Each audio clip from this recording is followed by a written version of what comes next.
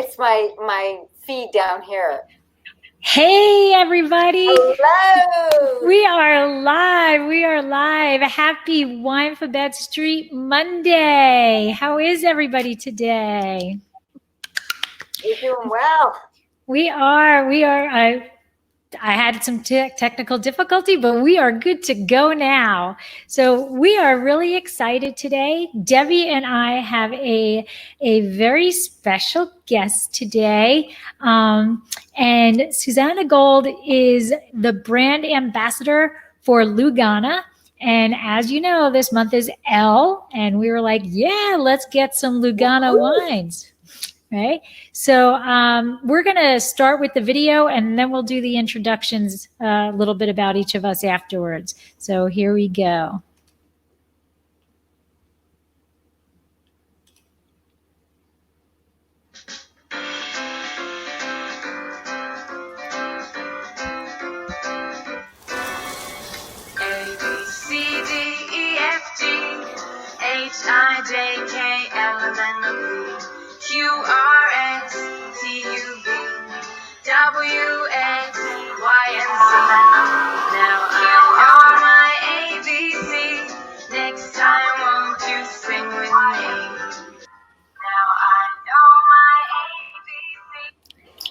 All right. So happy Monday. Deb, Susanna, how are you two today?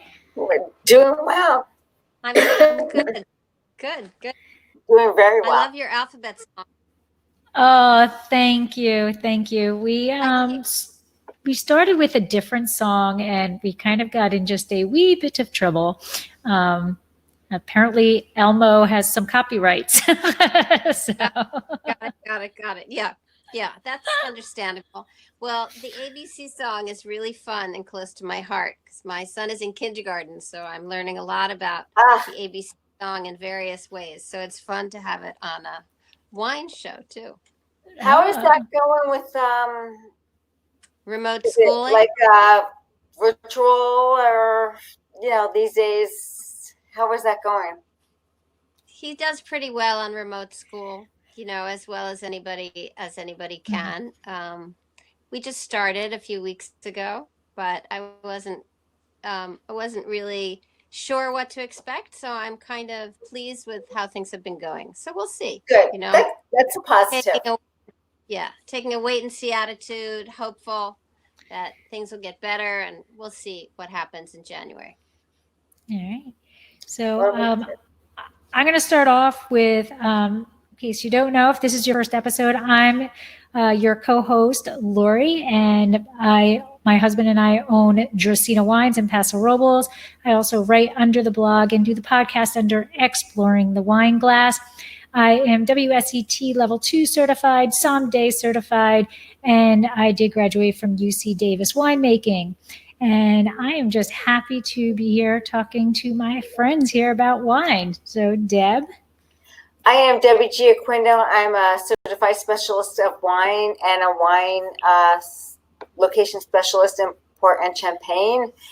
And I own a restaurant in Stone Harbor, New Jersey. And I'm happy to be here. It's a different world that we live in right now, and I'm just rolling with the punches. Making the best that we can do, right. And wine helps. And our special guest today is Susanna Gold. So, Susanna, why don't you tell us a little bit about yourself? How did you get into wine? What's that origin story? Okay, so I'm Susanna Gold. I got into wine when I was kind of young because my parents drank a lot of wine. My father made wine in the basement with our neighbor who was Sicilian, and they made wine in the basement here in New Jersey. And when I was growing up, my father was a huge Francophile, and so he loved everything about France, and he would take us to France all the time, and everything was better in France. My mom drank a lot of Lancers and Mateus, so we kind of covered. I remember that. And, I was kind of the age in which we drank Riunite when I was, in high school. So I kind of covered all of that American past in the wine world. And I think when my parents were dating, it was like when Chianti was in a flask, right? On the table, and then the candle in the flask. So all of that was part of my growing up. But I really started studying wine. In college, I lived in Dijon, and I was a French major. But my real study of wine began when I was living in Italy, and I lived there for 15 years. And I was doing another profession, but I was obsessed with traveling around Italy, and I began to study wine as a way to travel around the country. And the rest is history. As they say. Boy, that's awesome. Living in France, living in Italy, I can deal with that. So how did you get involved with, we're going to go into Lugana. So how did you get involved with that? Lugana. So I got involved with Lugana. I have a promotions, marketing, and communications company called Vigneto Communications. And together with a friend, I pitched a Lugana client. I had never heard of Lugana, although I lived in Lombardy for 10 years. Lugana's in Lombardy and the Veneto, but I lived there, and we pitched this client, and she got some bottles of Lugana, and we tasted them, and my mind was blown away by Lugana. And this is around 2009. And I just fell in love with the wines. And then when I would go every year to Vinitaly, because I'm very specialized in Italian wine, I work with other kinds of wine, I write about wine, but I have a real sweet spot and a lot of knowledge about Italian wine. So I go to Vinitaly every year, and I went into the Lombardy Pavilion, and I started tasting through all the Lugana. Then by chance, I met the director of the Lugana Consortium. I was working with a different consortium, and I met the director of the Lugana Consortium. This is around 2013. And he said, next Vinitaly, come and visit, and we'll start, we'll see if we can work together. And so I've been working with Lugana this is my 6th year with Lugana, 2015, 16, 17, 18, 19, 20. Yeah, this is my 6th year. And it's really was love at first sight, and it's one of those love affairs that continues. Lugana is a really exciting region. So tell us about Lugana. I mean, Legarda. I mean, tell us, explain to us where it is. Okay, so Lugana is a region on the southern side of Lake Garda. Lake Garda is the largest lake in northern Italy. The Lugana region in and of itself is kind of straddles 2 Italian regions. One is Lombardy and the other is the Veneto. So think of Lugana as being between Venice and Milan, right? If you kind of have an idea of if you've ever been to Italy and you've ever gone on the train, you will have passed the Lugana region if you took the train or drove from Milan to Venice. So Lugana is a region that straddles the southern side of the lake, and it's a kind of the elevation of the vineyards is not that high. It goes from towards right by the lake is around 50 meters above sea level, and then it goes a little bit inland and gets to like 130 meters above sea level. I should have started out saying that Lugana is a white wine, and it's made with a grape variety that's called Turbiana. You say it so much better than I can. Me too. Well, I would hope Turbiana. Am I close? Turbiana. Just kind of flat. I think when people sometimes when they speak Italian think you have to go up and like make it, more mellifluous than it always is. Just say it straight. Turbiana. Like one Turbiana. Right. Turbiana. So Turbiana. Well done. And so Turbiana is their fantasy name for this grape. The grape name is Trebbiano di Lugana, but at the time, it's still this way. A lot of people, when they think of Trebbiano, they think of Trebbiano Toscano, which is not considered to be as high a quality as Trebbiano di Lugana. So they came up with this name to speak about this particular grape variety in this particular terroir. So it's Turbiana is the grape variety. The name of the wine is Lugana. It's a DOC, so that means it's a wine region that has a denomination, and it's a delimited area. So it's the Denominazione d'Origine Controllata. So it's a DOC, so Lugana DOC. That's the name of the wine. The name of the area is Lake Garda, and the grape variety is Turbiana. And it comes in 5 styles. Should I start talking about that? Do you want to? Yes, please. How does it? Okay, so Yes, they Lugana need can the different made- styles because it meets Okay. the different personalities of the grape. Okay, so Lugana is a wine that you both have had, and it's a beautiful wine for many reasons. But let me take a step back and talk about the 5 styles of the wine. So you can find Lugana that's 5 different styles, and they're all basically 100% Turbiana. They have the option of having a small percentage of other white grape varieties when they make the wine, but most producers now have moved to making just 100% Turbiana. Most of the wine is made in stainless steel in terms of its aging. Its vinification. It's made in stainless steel. Some of it does go through oak, but a very small percentage. So most of Lugana, I would say 90% of Lugana that's made is made into the vintage year. So most of it is made into kind of a fresh white wine that's relatively easy to drink, but I don't mean easy to drink as if it's just quaffable and that's it, because Lugana has a lot of structure for white wine. It's got a lot of body. It has beautiful salinity, really nice acidity and minerality on the palate. I find it also to be very versatile. I invited you guys to a couple of dinners that I held as I was doing kind of different ethnic cuisines to pair them with Lugana, and I remember you both came to one that I had in a Mexican restaurant, and I thought that the wines paired really well with those Mexican dishes. I've also paired Lugana with Indian food, which was Southeast Asian food, actually. It was just fantastic. I've also done it with a Chinese banquet. So I've done Lugana dinners with a lot of different cuisines. Of course, it goes very well with Italian food too. So 90% is this one, the vintage year. So right now, what's on the market is coming out right now is the 2019. What I'm drinking at home and what you are drinking at home is the 2018, which is the vintage from last year. So that's the 90% of the wine. Then there's Lugana Superiore, which has a little more aging. Then there's a Lugana Riserva, which has further aging in the bottle. So what and is the then aging there are in the 2 bottle on the Reserva? on What the is Riserva. aging? Yes.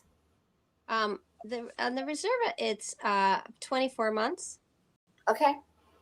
And the other 2 styles, there's the late harvest, which are late harvest grapes that are picked on the vine, right? And this is a very small percentage. I know only 3 producers who make late harvest. And you guys tried one of the producers, I believe, Marangona. And they're fantastic. Lugana makes really beautiful late harvest wines because the skin of Lugana is kind of thick. So it's the kind of grape that can withstand drying, right? And then the other style, which I think you both have tried as well, are the sparkling wines. So there's a Charmat version and a classical version, so a traditional method where it goes through re-fermentation in the bottle, right? As opposed to the Charmat method, which is in the auto conclave. So I think you guys have tried all of those styles at different points in our time together with Lugana. Am I right?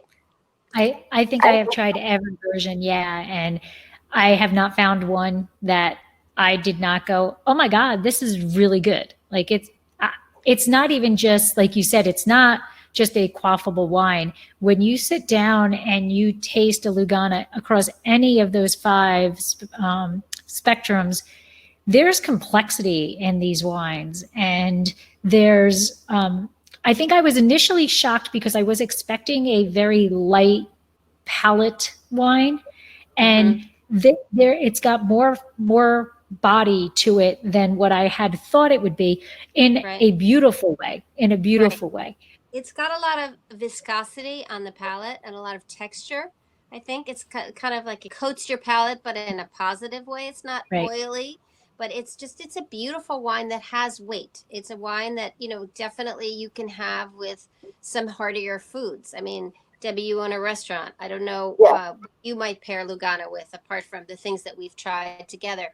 I just think Lugana is just so versatile as a wine, and it's It great is to. very, I mean, in the samples that I've had, from the sparkling wine to the still wine, I mean, it's, it can go so many different ways to pair with food, from seafood to actually chicken in a special sauce, or I wouldn't say a special sauce, but in a sauce that will really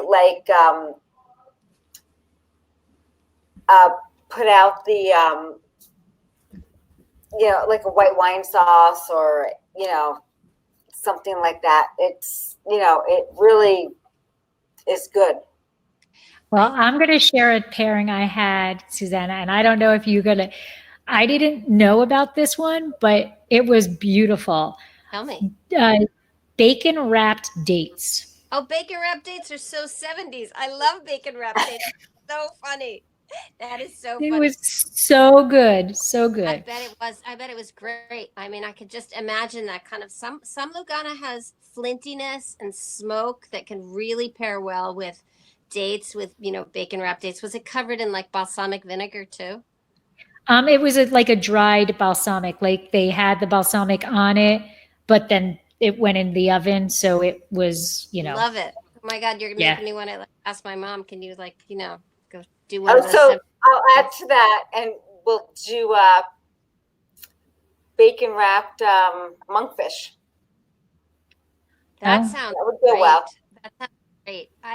When I visited Lugana the first time, I was on a press trip, and they took us to all different kinds of restaurants and to visit many of the producers. And then I want to just mention something about some of the producers. And one of the things that they eat a lot of on Lake Garda, they eat a lot of fish. They have a lot of lake fish, of course, but they also eat a lot of raw fish, like, a lot of carpaccio of one thing, or, raw shrimp. And it's just Lugana just explodes with that kind of like, raw fish. Fantastic. I mean, amazing with sushi. Lugana does really well in Japan, which I can, of course, see. Right? Is that what is what they get out of the lake? Yes. There's a lot of also, Italy is a country that's surrounded by sea, right? Everywhere you go in Italy, there's the sea. But yes, on Lugana, Lake Garda is a lake, and it's Italy's biggest and deepest lake. And yes, the fish comes from the Lake Garda, and they have very specific fish also that are in the lake. There's a lot of trout and other fish that I'm hard pressed to make the translation, but I just remember this into English. It was amazing, this raw fish dinner at this very beautiful restaurant on Lake Garda, which Lake Garda has everything, by the way. You can do any water sport on Lake Garda. It's super close to beautiful art cities. It's super close to the mountains on the northern side. I mean, it's just a great place to go on vacation, and drink Lugana, of course, when you're there. But it's a really nice part of Italy that I feel like is kind of overlooked by American tourists. I mean, right now we can't travel, but one day we will be able to travel. And Lake Garda should definitely be on your registered. One thing I wanted to say about the Lugana producers is there are about 200 producers that make Lugana, but there's only, when I started working with Lugana 9 years ago, they made around 9 million bottles. And now they make around 23 million bottles. But that's it. That's that's the entire production of Lugana. So that's not so big. Think about under I work with makes 20 million bottles. Not of Lugana, another person I work with. So what's exported to the States? About 10% of that. About 10%. So not that much. Not that much. So while we're talking about Lake Garda, it is Italy's largest lake, right? And it does play a major role in how Lugana is produced. So can you tell us a little bit of what that climate is like in the Lugana DOC, and Yeah, how does it affect the vineyard and the fruit itself? of course. And let's talk about the soils too. So, Yes. the climate of Lugana, has a very mild climate because of the mitigating effects of the lake, right? So the lake absorbs cold in the winter and absorbs heat in the summer, right? So there's this very mild climate on Lake Garda, and in fact, they grow amazing. They make amazing olive oil in Lake Garda. It's so Mediterranean that there are beautiful olive trees all around, and it's very soft olive oil. It's beautiful if you ever get the chance to try um, olive oil from Lake Garda. So the climate is pretty mild there. Doesn't rain that much. It doesn't get that hot. The diurnal temperature changes are not very extreme. It's pretty constant weather, right? And so I'm on a webinar. Sorry. And sorry, family. And so that's the climate. So Lugana, the area, the soils is the result of the retreat of a glacier around 250,000 years ago in something called the Reese era. Lake Garda was a glacier, and the glacier retreated, and so the soils that surround Lake Garda and that make up Lake Garda have a lot of this organic material and this debris that comes from it's a moraine. So when a glacier retreats, all of those levels of organic materials that are left in the soil. So it's this very interesting soil that has a lot of different materials within it. It's sedimentary soil, but it in the winter, and it can get very dry, the soil in Lugana. And it can be very tough to work this soil. So producers have to work really hard to keep their vines going and to keep it healthy. They do not irrigate in Lugana. I think they're allowed to in extremis, but they don't really ever irrigate. But the soils are really tough. If you ever see a picture of the Lugana soils, it looks like they're hard as a rock, right? When they're dry. But when they're wet, they can become kind of muddy. So it's complicated. They're complicated soils. But some of the vines in Lugana are very old, like 60 years old, 80 years old. And so it's very, very interesting area. And it's mostly run by families. So there are not too many large concerns. There are some that just bottle grapes, but very few. Most are family-run farms. Oh. Wow. So we did you get your samples, Lori? No, I think they're coming on Wednesday. I have a package that says arriving Wednesday, and I don't know what else it could be. So sorry about that, Lori. It's okay. So about I'm gonna say this. FedEx has some serious issues. And Susanna, it's not just you. Well, what's strange is I took them at the same time to the town that I'm living in at the moment, dropped them off at the local place at the exact same time with the exact same instructions. I mean, two different houses, but to write you guys emails, to write me emails. I kept getting these emails, and I thought that actually they were from two different packages because I got so many emails, but they were all about Debbie's. And then when I started to open, like, oh, what happened to Lori's wine? And then hasn't even shown up on my FedEx. It just disappeared into the ether. I'm sorry about that. So it's not your fault. And you know what? If anything, FedEx is having some real serious issues right now. So this is one of the bottles that I sent. Okay, so wait, I have I just grabbed this one. Okay. Yes, great. Perfect. We're drinking two different things. Good.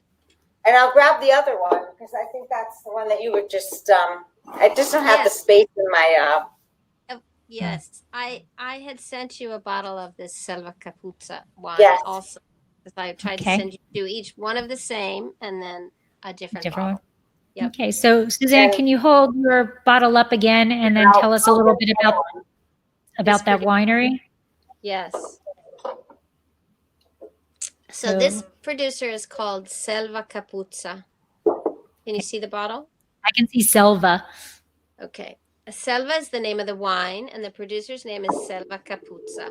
Okay. Capuzza means hill. So this producer, I believe you guys have met him, Luca Formentini. Did you ever meet him at the Wine Media Conference or in New York? I might have met him in New York recently at the Slow Food Stone. He wasn't. No, I don't know. Anyway, yes, at the Gambero Rosso. He was at Gambero Rosso. Were you at Gambero? Did you meet him at Gambero Rosso by chance? I wasn't there. Oh, you weren't there. Okay. Yeah. He used to be the president of the Lugana Consortium. The Consortium of Lugana, like consortium in so many different places, they kind of do the quality control of the wines, and they help producers and they promote the wines. And he was the president of the consortium. His family is on their 103rd vintage. Wow. Yeah, it's kind of exciting. Yeah.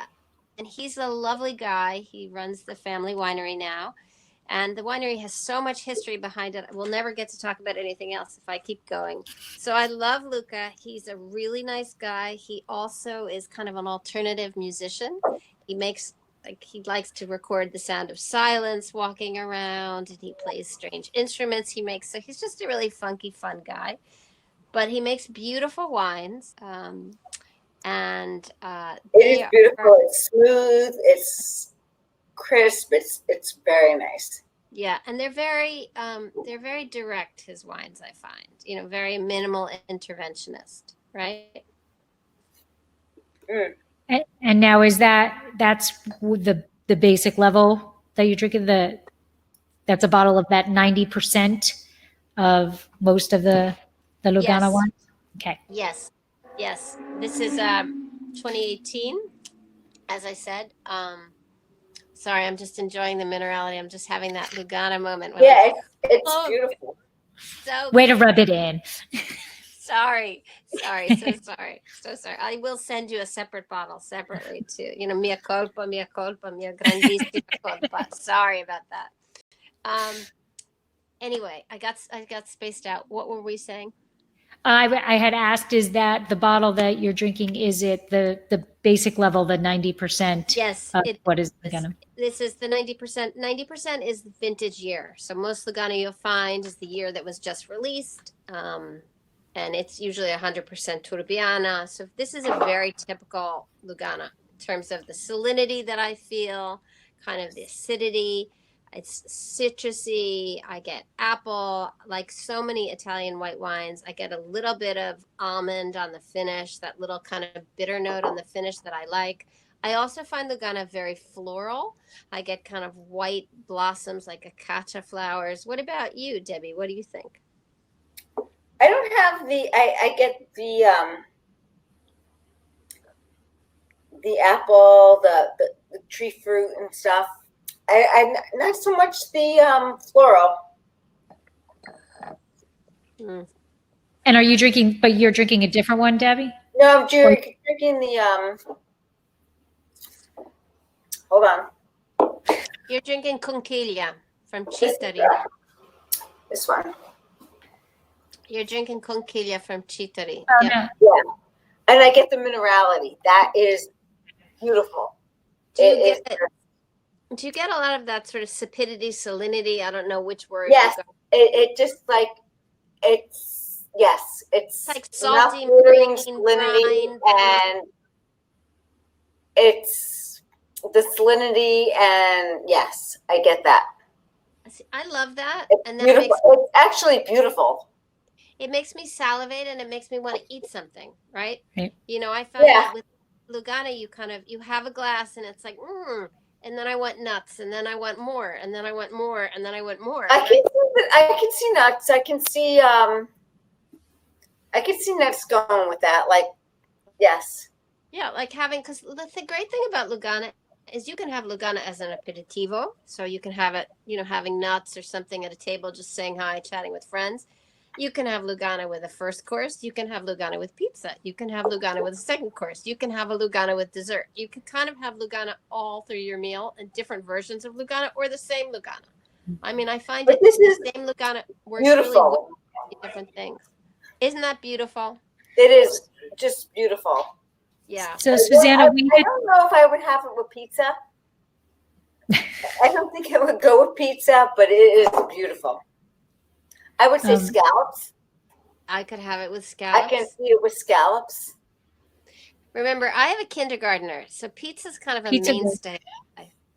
You know? Well, I think like if you have, I mean, I haven't tasted that one like right now, but I'm thinking like if you're in Italy and you're having like that margherita pizza, Mm-hmm. or you know where they have those huge chunks of fresh mozzarella on Right. top of, right? Right. I think it would go. I don't know about that one specifically, but I can see it going. I guess my using pizza is just to say like it doesn't have to be a heavy fancy dish. It could be Right. something pizza. It could be a bruschetta. Do you make bruschetta Oh, at your restaurant? yes. Mm. You know, it could be any of those things. I And can see it with like a carbonara sauce because it's got Yeah. a little bit of acidity. Yeah. it does has really nice acidity. No, I've never really had a Lugana with something that I can't think of anything that I wouldn't pair Lugana with. Um, they're just really beautiful wines. They're really well made. They are long, you know, there's a lot They're of clean and they're beautiful. Yeah, I think they're surprisingly so, and they're relatively well priced. I mean, most of them are under $20. So And We that just have to be able to find it. you have to be able to find them. The bigger problem is to find them. It's hard. It's harder to find them than one would hope it would be. So where would you find them? Like, Well, I mean, I live in like the Twilight Zone, but no, I understand what you mean. people that live like in a major city that has a good liquor, liquor Good store. liquor store. Well, I know that like a wine.com or a Total Wine has a couple of Lugana producers. They don't have 20, but they have 2 or 3. There are some Lugana producers that have a longer history in America than others, so it's easier to find their wines, like Zenato, for example, or Camaiol. I always like to talk about the Camaiol story. Camaiol is an Italian producer that was bought by a huge Italian group, the Santa Margherita group, right? And Santa Margherita, as we know, Oh, okay. makes Santa Cristina. So the most famous Pinot Grigio, right, in America is made by Santa Margherita.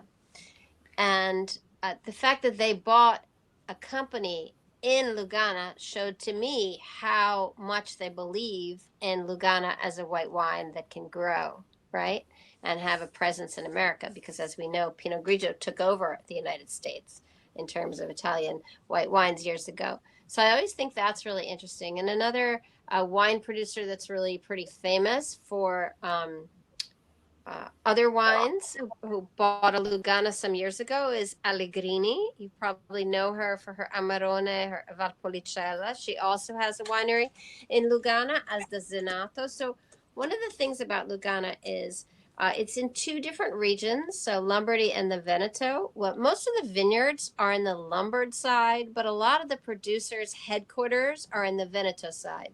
Because of the way Lake Garda works, there's so many different denominations around Lake Garda. Like Amarone is near Lake Garda, not on Lake Garda. Then you have Valpolicella, which is near Lake Garda, but not on Lake Garda. Then you have Bardolino, which is on Lake Garda. And so a lot of these producers make wines in all these different denominations. So one of the ways to find a Lugana in America is, of course, to Google it and to look on bigwine.com or Drizzly or Total Wine, those big stores, and certainly smaller Italian focused wine shops or people in the know will have a Lugana.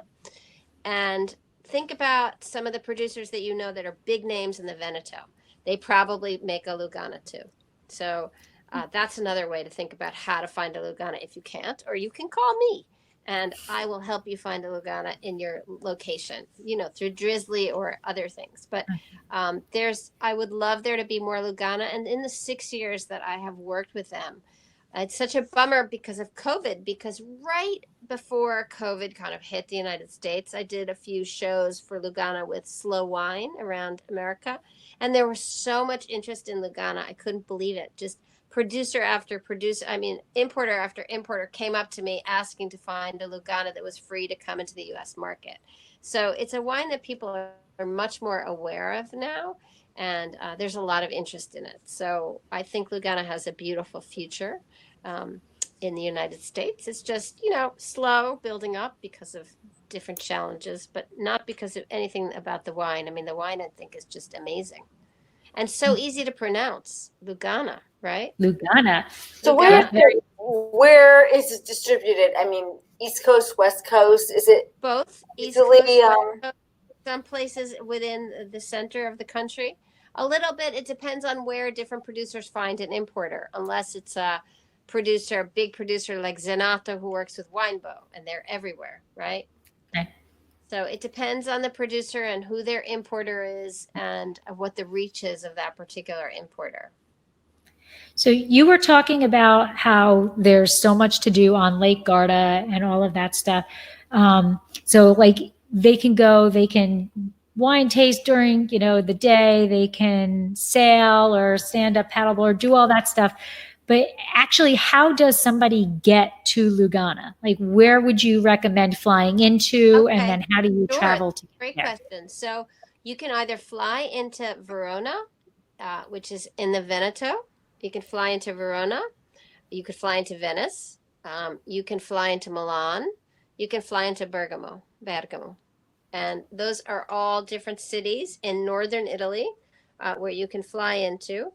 The best way to travel around Lugana is, of course, to rent a car. Is absolutely the best way to get around anywhere in Italy, really, is to rent a car so that you can drive up. I mean, Lake Garda is beautiful, rising, falling hills to drive around. If you can't drive around, you can take a train from Milan or from Venice or from Verona. You could take an intercity train or a Eurostar train, and you can go to a town called Desenzano del Garda, which is one of the 5 communes in Lugana. So there's Desenzano, another town called Peschiera del Garda, are 2 big towns that have big train stations. So you could go to either of those places and then take a taxi from a train station to a wine producer, or call up the wine producer and ask them to come get you, and maybe they will. Wow. You're going to do a tour, or you could rent a bus, or get on a bus. Buses are a little more complicated. When I went to visit Luca, he was supposed to get me at the station, and something happened and he couldn't, so he sent a taxi to get me. And I told the driver where to take me, and he took me there. I went last summer with my son to the Veneto, and I took him to Gardaland, which is like the European Disneyland, and it's right in the Lugana region. So we didn't have a car, and we did everything by train, which you can do too. So those are different ways to do it. But anyone who feels comfortable driving stick, because it's of course much easier to rent a stick car than an automatic in Italy, I would rent a car to go. There are really great places to visit, and a lot of producers, including Luca, the producer Selva Capuzza, have agriturismi. So they have, a bed and breakfast of different dimensions or sizes or types. I mean, Luca is very kind of Spartan. He doesn't have television in his guest rooms, but there are others that are, different styles. There are some spas on Lake Garda too. So you can wine taste, go to a spa, go to Sirmione, see Catellas's villa, buy some olive oil. I mean, there's so much to do. And at night, if you go during the summer, you can go to the opera in Verona. So Very nice. In the Colosseum in Verona. So, I mean, there's just so much in the Arena, not the Colosseum. They call it the Arena. So there's really a lot to do in this area. When somebody goes and let's say they want to plan a visit to Lugana, do they need, forget pandemic wise, but prior to that, did they need appointments, or is it more of like a walk-in? Like, is it kind of like here where you can go place to place, or is it further away, like one winery to another winery? Is it? It's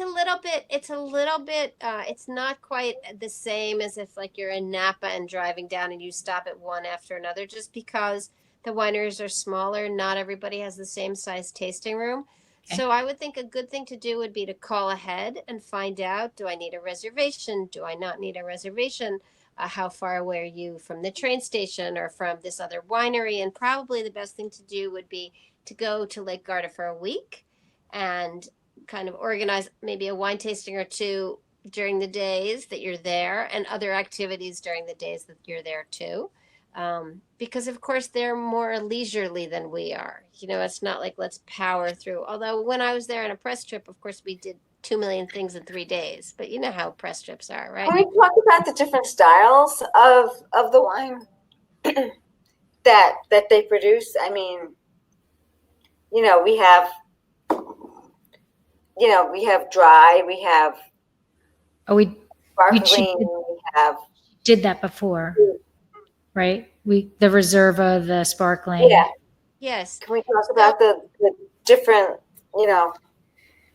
Yes. So when people go in and they, they're looking at, whether they're going to Lake Garda or they're seeing it in their wine shop, the different styles. Sure. Does a winery focus on a specific style that you discussed earlier, or does a winery make multiple styles? Well, most of the wineries make multiple styles, but not all of them. I mean, There are different producers. For example, the sparkling versions of Lugana, there are a couple of producers who are very focused on the sparkling version. There's a couple of producers who are really focused on organic viticulture and organic grapes and organic wines. So that's kind of, more what they're doing. There's a producer that you both tasted wines from Marangona, who does a lot of different styles. So he does an organic wine. He does one that's aged in concrete. He does others that are aged in stainless steel. He does a late harvest. So there's a very kind of, for such a small area, there's sort of a lot of different things going on all at the same time. There's people who focus on sparkling. There's no one really that focuses on late harvest exclusively, because you can't really make money on that, just that. So a lot of people do all of the 5 styles, but not everybody. Not everybody does the 5 styles. And as I said, there's some organic viticulture and some interest in natural wine. I don't know if there are any biodynamically certified wineries at the moment, but there are ones who I think will be moving in that direction. There's kind of a younger generation of winemakers and owners now in Lugana. So, a lot of people who are under 40 who are running their, the wineries now. Awesome. And a lot of both women and men who are running the wineries. So that's really kind of interesting. And they seem like a pretty nice, cohesive group of producers to me. I think that one of the difficulties about Lugana that I always talk about and just mention is there are a lot of different bottle styles. So the bottle style it's not like in Austria where there's, a flag on the cap and that says to you, this is an Austrian wine. So it's a little bit more confusing to see and find a Lugana just by sight. You have to maybe ask for it or look at the label or know the producer, so that could be a complication. But on the other hand, it shows a lot of individuality among the different producers. And I think they're trying to show their own individual style with their own bottle shape. And with that, what is the grape itself? You had mentioned that it's thick-skinned. So is it a late ripener? Is there anything like, is it mildew prone? I'm guessing that there's probably a big difference between how those grapes are, the vine balance when it's closer to Lake Garda than as it moves further away. I'm guessing. You mean canopy? Or do you mean the yeah, trellis? Yeah, sorry, vine balance. Sorry, canopy. Yes. Yeah. No, that's okay. UC Davis girl. And I have a few books, so I know what you mean. But so is there a lot of canopy management? There's some canopy management. They have talked to me about some changes that have gone on because of climate change. And so, they need a little bit more leaf cover, right?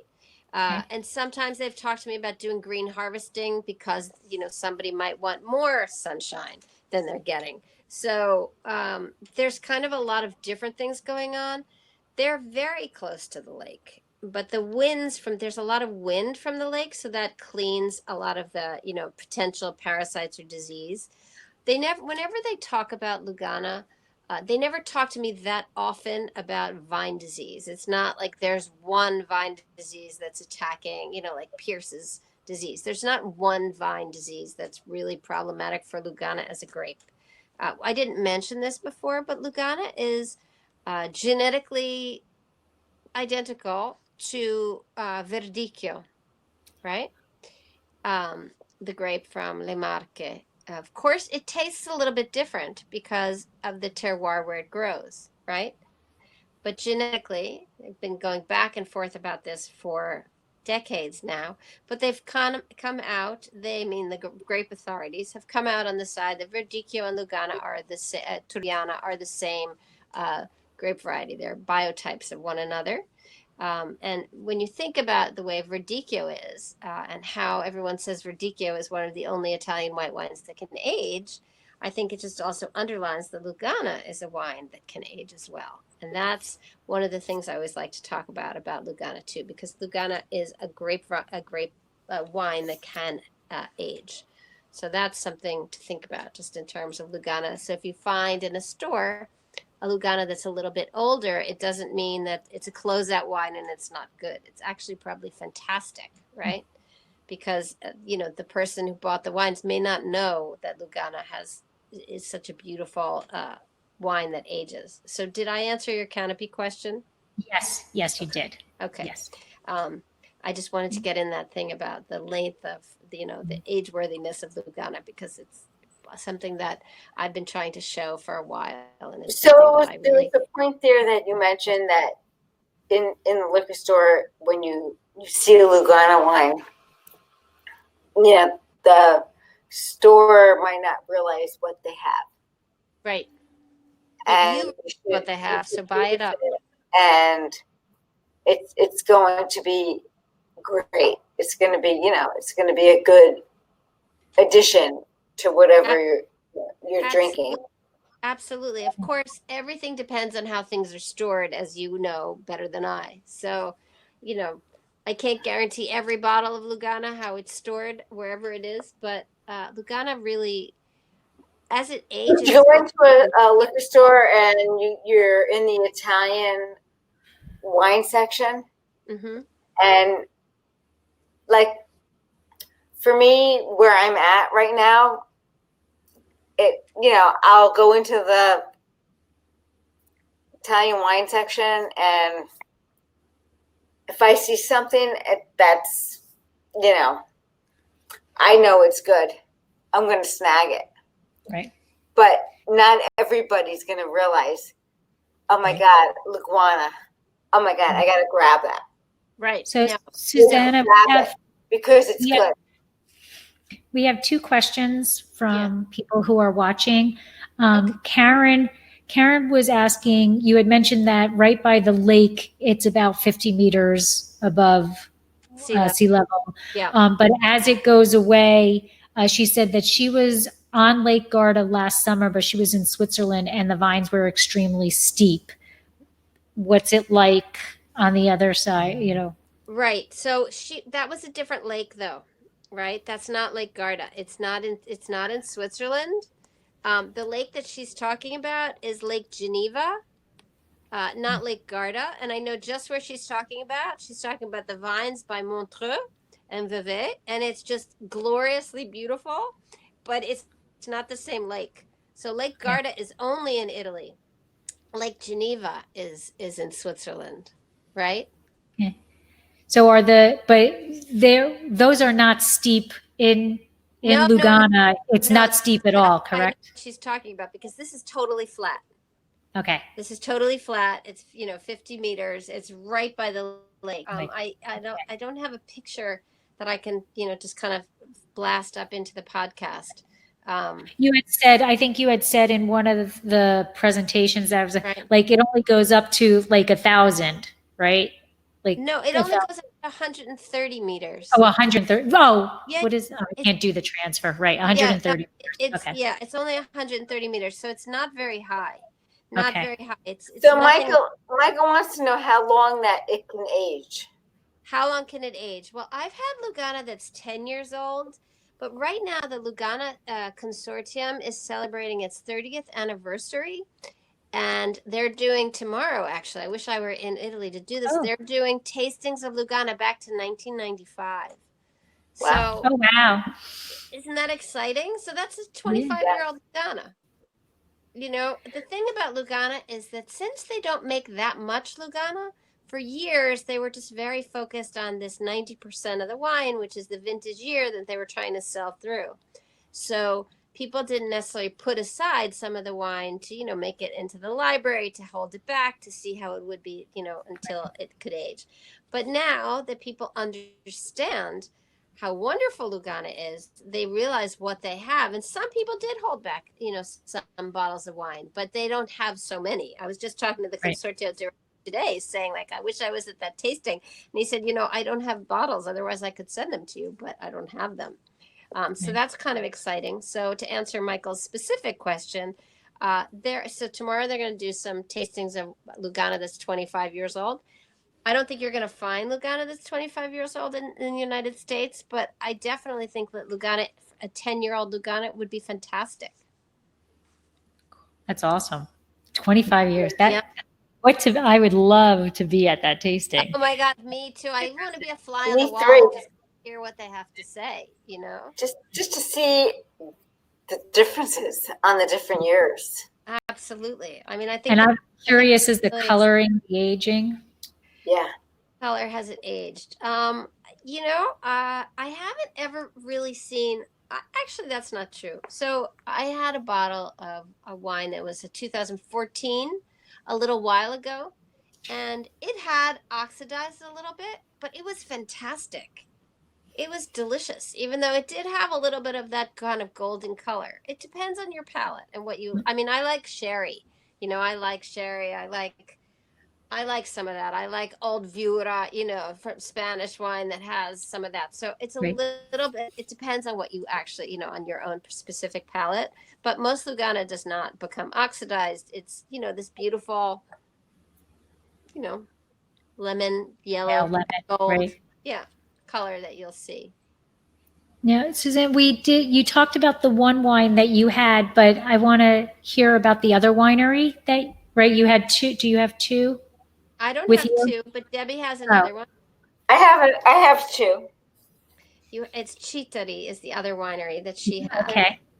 And Chitari is a winery. So there are some areas are closer to the lake, and Chitari is one of them. It's closer to the Lake Termione. So they're a winery that it gets more breezes from the lake. Selva Capuzza is a winery that is a little bit a little interior, so closer to 130 meters, whereas Chitari is closer to 50 meters. And I wanted to show the differences between the two of them. So there's kind of a little more minerality in the wines that are farther away from the lake. And they say this is a word that they use in Italian. They say it's like lacustre. So it means like sort of from the ones that are from near to the lake have something that they find it has more salinity. So a little more. This does have more salinity. It does. Closer to the lake and a little more minerality in the others. Yes. So there's a little bit of sand in the wines that are in a little bit farther away from the lake. In the soil, sorry, not in the wine. And there's a little more sand. Yeah, sorry. No sand in the wine. No sand in the wine. There's a little more sand in the soil. So a little farther away from the lake. This is a little bit more vibrant than this one. It's a little more vibrant. Yeah. Yeah. So There are also kind of crew areas in Lugana historically. There are two of them, San Benedetto and another one called Rovizza, and they are closer to the lake. And I believe Chitari is there. I love the wines from Chitari. I found them to be really amazing. Are you tasting one that's called Conchiglia with a C? C-O-N? Yeah, CONCHIGLIA. So Conchiglia means shell. Yeah. So Shell. conchiglia means shells. So there, there's a lot of marine You can taste fossils in that. the lake. Yeah, you can taste the shells Pears. that were Pears. deposited, and Limestone, yes, calcareous soil. yes. So yeah, I see why that could be, a little more vibrant and beautiful. But I wanted you to see kind of the two, a little tiny little differences that you'll see from different Lugana. It's Yes. like, somebody could have a collection of Lugana from different areas around the lake because there are different areas around the lake. I So will there say that the Lugana microclimate. wines, from what Sorry? I've tasted, I will Yes. say that the wines that I've tasted from the region, Yeah. they're outstanding, and you can't go wrong, regardless of where you taste it, where the grapes are, are harvested from, whether it's still wine or sparkling. It's phenomenal. So Yeah. Susanna, And good price point as well. Yep. Yes, Lori. Philip has a question. He Sure. wants to know what your favorite, do you have a favorite producer or why? And I'm going to say that's probably like asking Susanna her favorite child type question. Exactly. I'm going to Because say no. Even if I did, I couldn't tell you. It would be impolitic of me. I actually really like all the producers that I know personally. I've tasted loads of Lugana, and I love it. And I recently did a little video for their 30th anniversary, and I practically started to cry about how much I love Lugana, and the communications person at the consortium was like, "You had tears in your eyes," and it's true. I just really love Lugana. It's just one of those wines that really just makes me happy, and every time I open a bottle, I'm happy to drink it. I find the stories really great, and I love sharing Lugana with my friends. So I think you really can't go wrong. I've never had a Lugana that I didn't like. Sure, there are differences between the producers. right. To share a little bit, Philip, I was in New York City and Susanna was nice enough to invite me to the dinner at the Mexican restaurant. And the first wine she opened up, she was so bubbly and so happy about and talking. And then the next one, I was like, oh, she's really likes this producer. And then the next one, she was like, oh, okay, so now here we go. Blah, blah, blah. And she was equally, I think we had 6 wines that night. We did. And yep. Each one she was equally ecstatic about. And I was like, oh yeah, come on. And then I would taste it and I would be, oh my God, yes, I am as equal. Like each wine is I don't want is better than the next, but then if you switched them around, that one would be better than that one. Like the wines are very, I keep going back to complex because I just didn't expect that. That was the first thing that kind of threw me for a good loop when we first tasted was on your palate, the flavors, the length of the finish is there, and they're versatile, very versatile. Yes. So I knew Suzanne was not going to be able to answer that question. I love it. They're very versatile, and they pair with many different everything. Yes. Different foods. So we are approaching the hour, which is usually what we try to cut down to, so that we don't, keep you too long. But one of the things we sit here for hours and talk. As could I, but I've got to put my kid to bed. Otherwise, I would definitely stay here and talk with you for hours about Lugana. But you can have me back. We can do, when you get back to A, we can talk about Lugana starting with the last letter of the alphabet. Do you do that? There you go. Oh, that would be tough. Yeah, that'd be a good idea. What do do you do when you get to the end of the alphabet? Do you start We over just again? started a second season. We took a month off and started a second season. That's So, exciting. yeah. But one of the things we do, we did talk about food pairings and we did talk about the wineries. But one of the last things we always do is if you were going to walk away from this presentation and you wanted these people who are listening to the podcast or watching it live or on YouTube, can you give us 3 fast facts? Like, what are 3 things that you want people to remember about Lugana? Great. Okay, it's a white wine from Lake Garda made with the Turbiana grape. 1. That's one. Are you gonna? Oh, okay. We can count that No, as 2. those are Okay. 3 things, but I could. Okay, so it's a white wine Oh. made with the Sorry. Turbiana, right? Those are 3 things. Then it's very versatile. It's a wine that can age, and it comes in 5 styles. So that's 2. And then there are 200 producers. They make 23 million bottles. And it comes from 2 different regions in Italy. So Lombardy and the Veneto. So it's an interregional DOC. I love Those that. are 9 things. I do. Those, yes. I'm sorry. I was like, all right, that first one was 1. Sorry. No. There are 9 So, things in groups of 3. Because yes. as you can see, I really love this wine region, and I could talk about it. The wines are beautiful. I mean, the 2 wines here that I have, and I know, Lori will be getting hers soon, but I know you can't see them, but they are just stellar. They really are. And I just want to say for Debbie and myself, thank you so much for taking the time out of your busy schedule to come and talk to us about Lugana. Beautiful grape, beautiful region that one of these days I'm going to get to see live. And I appreciate. we're going to go together. Yep. All good. Fun. I'll be there. We'll all go do fun things there together. Yeah. I really appreciate this opportunity. I think it's really great to be able to talk to your listeners and share my love of Lugana with them and with you. And happy birthday, Debbie. Yes. Thank you. Tomorrow is Debbie's birthday. Debbie's birthday. So this has been really fun to spend this time together. I miss you guys. I'm used to seeing you. I miss you guys too. Big hugs. Big hugs to both of you, and be well, and thank you. Okay.